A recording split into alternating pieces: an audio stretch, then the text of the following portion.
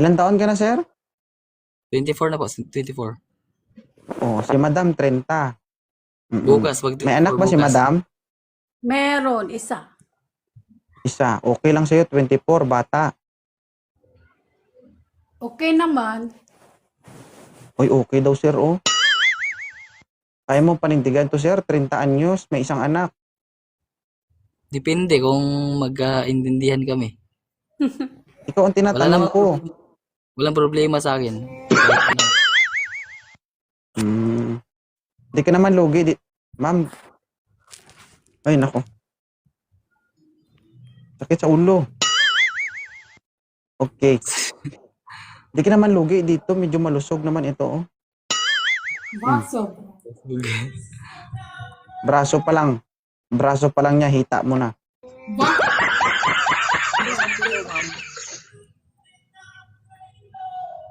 Taga saan Ma'am, ka taga po? saan ka daw? Taga Capiz ako, probinsyana kasi ako. Nandito ako sa Dubai. Ah, Ha? Lugar yan ng manananggal. ako rin. Taga Manananggal ng brief. Manananggal ng brief. ako, nasa Manila ako. Ikaw sa Maynila, kaya mo ba siyang puntahan sa Capiz kung sakali? Ay, Chris J. Nasa taga Mindanao ako, Mindanao.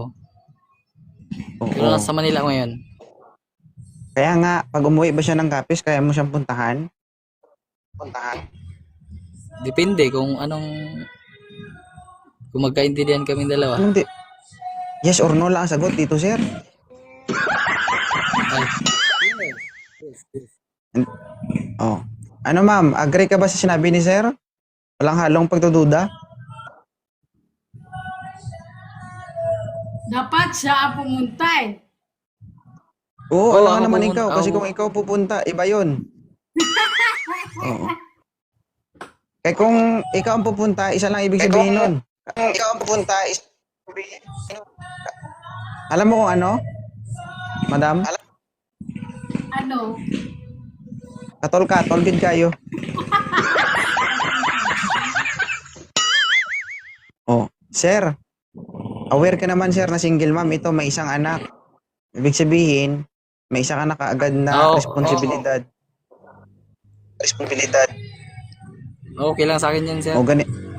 Ma'am, kung okay sa'yo si sir, ma'am, ipaalam mo na lang si sir kasi naglalag siya, baka mawala. Sige sir, thank you. O ipalo back mo si sir, si ma'am, sir. Sige. Thank you po sa Okay. pag-up. Sir. Thank you. Welcome. Sige. Bye.